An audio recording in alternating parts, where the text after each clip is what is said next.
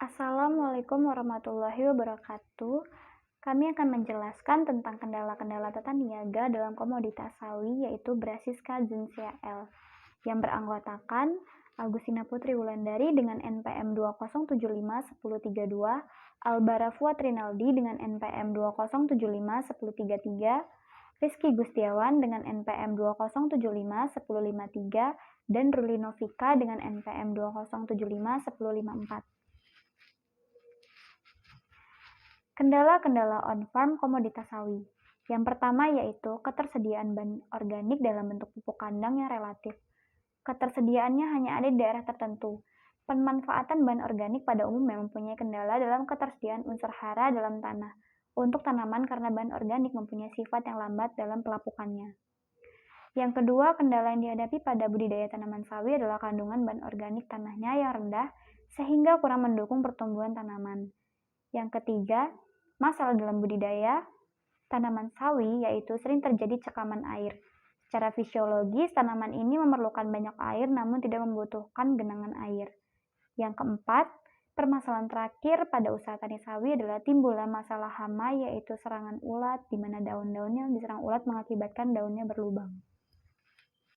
Selanjutnya, kendala-kendala out-farm komoditas sawi. Yang pertama, permasalahan yang sering dihadapi petani sawi yaitu adanya fluktuasi harga. Yang kedua, distribusi untuk penyaluran produk mengalami panjangnya tata niaga dan adanya pelaku-pelaku dominan di pasar.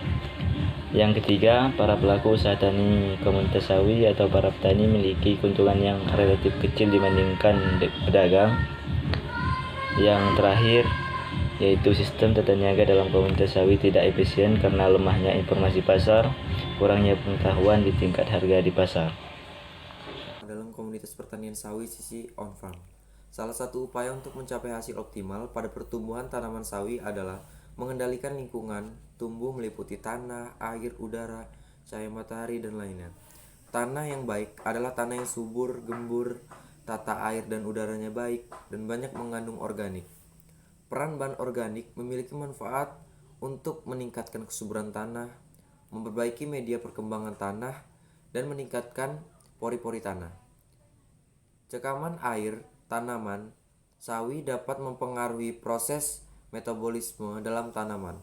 Tanaman yang mengalami cekaman memerlukan umur lebih, salah satunya pemupukan. Pemupukan dapat dilakukan dari tanah atau melalui daun dengan cara penyemprotan secara langsung. Pemupukan melalui daun memiliki keuntungan dalam penyemprotan hara dan diperlukan untuk mempercepat proses pertumbuhan dan penyerapan unsur hara pada daun. Upaya pemecahan masalah dalam penanggulangan ulat yaitu dengan penyemprotan insektisida agar tanaman sawi tidak terserang oleh hama kembali. Meminimalisir kendala dalam komoditas sawi dari sisi out-farm. Dalam upaya membantu petani komoditas sawi dalam mengatasi permasalahan fluktuasi harga dengan menekan rantai pemasok agar kebutuhan akan komoditas sawi menjadi lebih banyak, serta melakukan operasi pasar sehingga menekan akan fluktuasi harga komoditas sawi. Pengadaan penyaluran, distribusi, dan transportasi upaya meminimalisir kendala dalam hal tersebut. Antara lain, petani komoditas sawi memiliki target pasar secara langsung oleh konsumen tanpa melalui pengepul, pengecer, ataupun distributor.